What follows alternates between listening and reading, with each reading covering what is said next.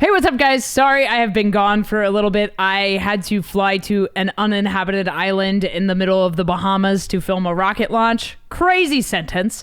The logistics behind it were also insane. But TLDR, I filmed for a spaceflight media company called Interstellar Gateway. We cover rocket launches and engineering and the people that make these things possible.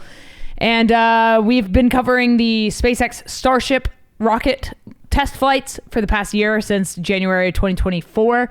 And with Flight 9, we decided to go out to the Bahamas, and I ran logistics on the whole thing for the Bahamas operations, and it was just absolutely insane. If you want to know more about that, first of all, subscribe to Interstellar Gateway on YouTube, and you'll be able to watch our live streams that we do, as well as our cinematic content that we make, documentaries, and we also have a podcast called Beyond the Launchpad, where I actually will be breaking down the logistical side of this mission that we just completed. It was definitely the most physically demanding thing that I've ever done. It wasn't just like go to an island and film. It was like survive on an island and film. Like there was no one coming to help us. There was no infrastructure, literally not a building, no power. We had to figure everything out. We ate fish and MREs. It was wild. But anyway, that aside, that's where I've been. Sorry, I've been gone for a bit, but I had to go to work. And then since then, I've had jobs every single day since I've been back. I have not had time to recover. I have second-degree burns on my feet, as does the rest of the team. And our CEO, Joey, he actually contracted dengue fever from the mosquitoes there. So the team is recovering right now. But that being said, I really wanted to check out the new Amity Affliction song, All That I Remember. It is the first song without Ahren. And I've been listening to Amity since 2012. I lived in Australia from 2013 to 2014. And Amity is just one of my favorite bands, especially in like the post-hardcore scene. But before we get into that, just a quick ask of everybody. So first of all, there's new Chasing Satellites merchandise on the website. This is my favorite shirt. It says the first band to play on Mars because that's the mission. But we also have more. Hold on. Let me grab. So I was going through like Printful, like a third-party site, but I hit up my friends at Ghost Circus Apparel, who I've known for a long time, and I was like, hey, can you guys make these shirts like on just better quality, higher quality? So here's a Space Hero shirt. Very, very fun. Love it, love it, love it. Cool. And then we also have the Chasing Satellites. It's upside down. I keep spinning it. Mission to Mars shirt. Bigger print than previously made. Very, very excited about how these came out. Super stoked. There's also stickers. If you guys want a sticker, there's one of the stickers. I love these. I think they're so cool. So yeah, lots of cool merch up on the store right now, but that's not why I wanted to bring that up. Obviously merch is cool, but you got to pay for merch, and I have to pay for merch, and it's expensive, unfortunately. I want to get these printed on those heavy garment tees eventually, but we're not quite there yet. Those are very expensive. Speaking of expensive heavy garment tees, I ran into Craig Reynolds today from the Downbeat podcast. He was walking into a place that I was walking out of. I was filming some video stuff at a practice space here in Nashville, and I went to open the door, and he opened the door from the other side, and I was like, oh, hi, what's up, dude? I've never met him before, but I know what he looks like, and he had one of his awesome shirts on. And in the 10-second interaction, I just said, hey, what's up, man? Nice to meet you. My name's Kay. I love your stuff online, and you're a great drummer, and your merch is the greatest quality merch that I've like ever seen. And he prints on those heavy garments. He puts a lot of money into that stuff. So I don't really know what his profit margins are, but definitely would like to talk to him more, but I just like didn't have time. But the reason I wanted to bring up Chasing Satellite stuff is a year ago, well, not even. So last year I decided to give Chasing Satellites like a real chance. Started playing shows. The band has been around. It's been like a music project, like a solo thing for years, for a decade. But last year I was like, why am I not performing this music? This is my baby. This is my band that I love. I want to play shows. So we played our first show on Halloween, and then we went on tour briefly after that in March earlier this year. And we played some one-off shows. We're working on some stuff in the fall for touring and for 2026. So let us know where we should tour. Keep an eye on the social media and the Chasing Satellites website. But we are actually in a Battle of the Bands, the first Battle of the Bands in the band's history, and it is hosted by Rolling Stone, and the prize is $50,000, which would help us as a band pay for equipment. It would help us pay for music videos, album costs, merchandising costs, so we can bring you that higher quality merch, and just some really cool other opportunities. And we would also get a slot on the Global Citizen Music Festival. You don't have to pay to vote. You can. So there's two options. You can either vote for free daily via your Facebook page. You have to log in to like verify that you're a human, basically. So do it on a desktop if you're logged in on desktop. Or you can actually like donate to vote. I'll put all the information on like where those donations are going.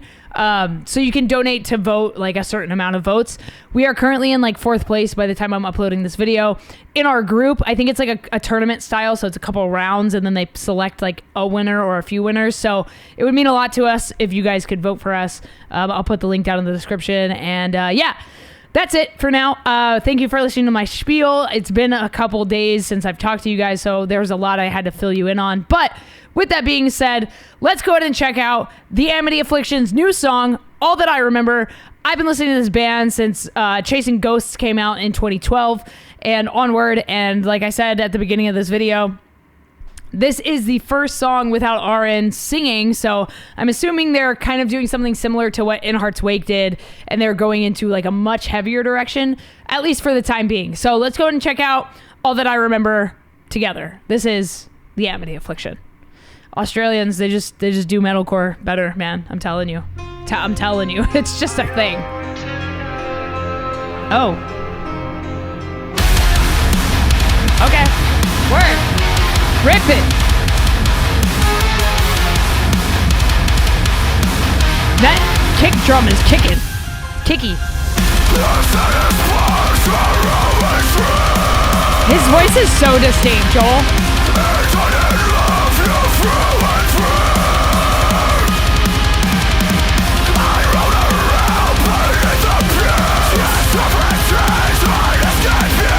It's a lot going from dual vocalist to yourself, man. That's gotta be wild to adjust to.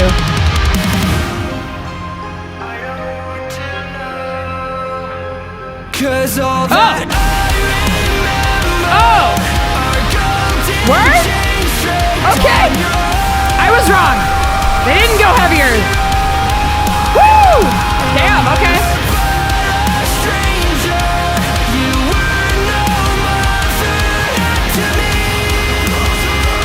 It's definitely different, obviously. Ahren had such a, like you knew his voice, you know?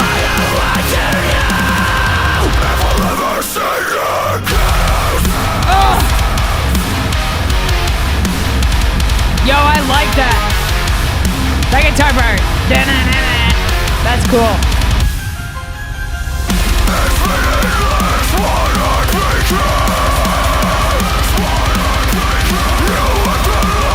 There's some like symphonic stuff in the back. I can't quite make out what it is, but it adds a lot to like the ambience. Dude, Windbreakers though, that shit's too hot to perform in, bro. I tried. This is sick, man. Pleasantly surprised, Amity.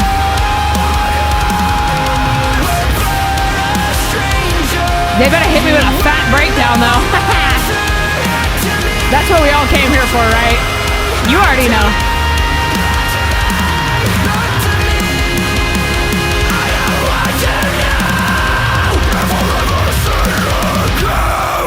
Oh boy. Amity about to come in with the Australian breakdown.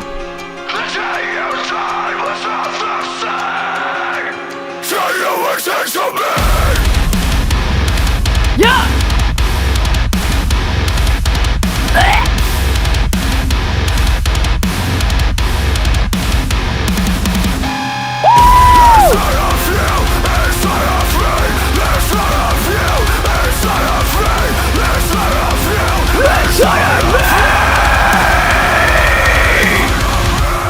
Damn! All right, Amity.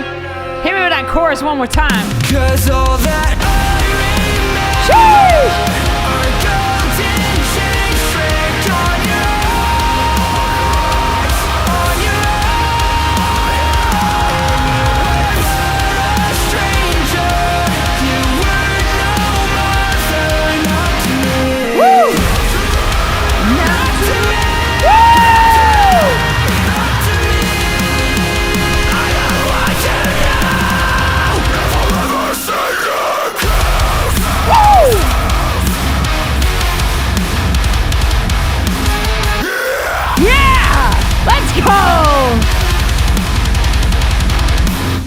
Yo, Amity fucking kicking our asses again. God damn. Yo, this band is so fucking good, bro. They are literally one of my favorite metalcore bands. Like, the Australian metalcore scene is just unlike anything. They're just better. I don't know if it's because they surf more or because they're so far away from everyone else that their talent is just so different and so honed. And like, you know, especially bands from like Perth, like Make Them Suffer, they definitely have this like, we got to get out of this town mentality. Not because Perth is bad, but because it's so fucking isolated and so impossible to get out of Perth as a band that if you do manage to get out of Perth and go global, you're unstoppable. If you can make it there and out of there, you can literally make it anywhere. I think that's why Australians are just fucking better at metalcore. That being said, this was I'm very, very happy and very like I'm so fucking stoked for Amity. And you know, people have opinions about like bands shouldn't continue on after blah blah blah, the OGs are gone, whatever. Fuck off. First of all, like bands deserve to be able to continue their careers and make music, and like this is what they love. This is their way of expressing themselves. We make music because it is our therapy, and it's the one thing in life that has gotten us through everything, and that has always been there for us. Music has been there through and through for me personally, and I'm sure a lot of you can relate. When people have left, people have passed away, like music has always been there. And just to like touch on the last week, like a week and a half, if you will, like just briefly, I don't want to like sit on it too long because I haven't had time to process because I've literally been going nonstop with like work stuff and travel, and you know, I just haven't had time to process everything. But Adam from Dropout Kings unfortunately lost his battle with depression, and so we lost him, and then literally the next day we lost an icon in the metal scene, and well, it's several, but I mean Dave Shapiro, like if you guys haven't heard, he was an adrenaline junkie through and through, a skydiver, a base jumper. He got his pilot's license and flew planes for many years.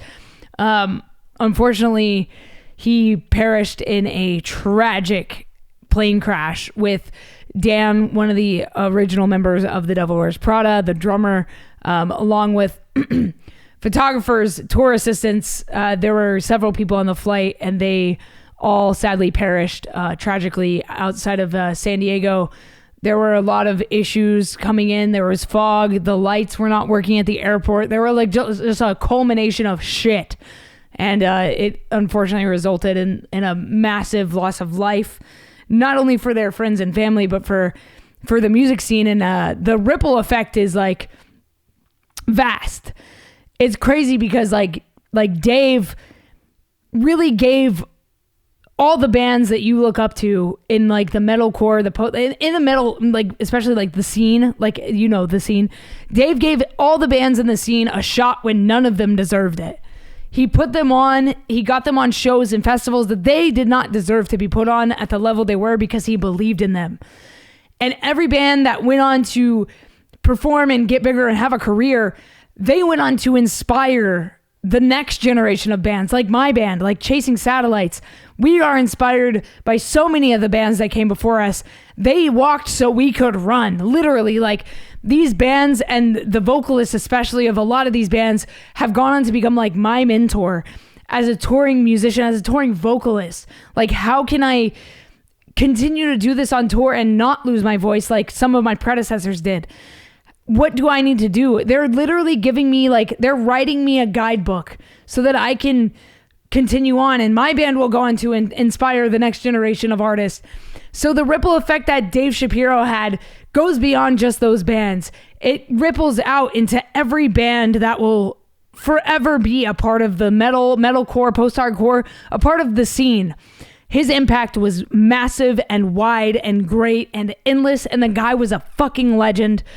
And I mean, just like, how fucking tragic. But I mean, we have to like keep his legacy alive and keep these festivals going in his honor and their honor, all that perished with him.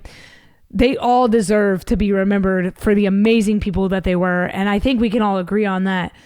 but it's just, I'm still processing. I know the whole scene is still processing, but the amount of phone calls and text messages that I've received personally, and I know this is like the industry wide, the way the community has come together has been amazing, but like, don't let tragedies bring us together like this. Like, it sucks that like we only hit each other up when some bad shit happens. Like, we have to do better as a scene, as a community, to reach out to our friends. Even if it's just a simple, like, you can set reminders in your phone to like send a text. Like, you can schedule texts out, especially those that go on tour and that are traveling a lot. We have to still stay in touch with our friends and just check in on our people, man.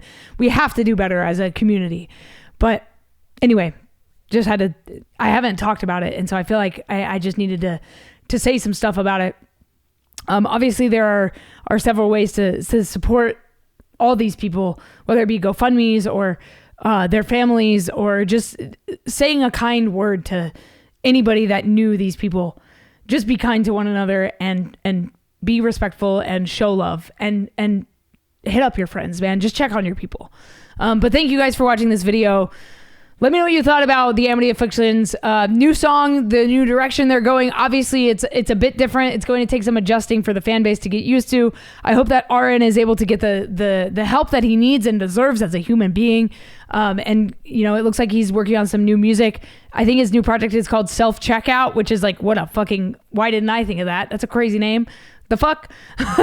But yeah, I hope that, you know, despite the rift that this kind of caused within the Amity Affliction, I hope that, you know, down the road they can make amends the way that they need to, and forgive, you know, the wrongdoings of both parties or whoever was. Obviously, I only know what was in like the press, so I can't really speak much on that because I don't know these guys too well.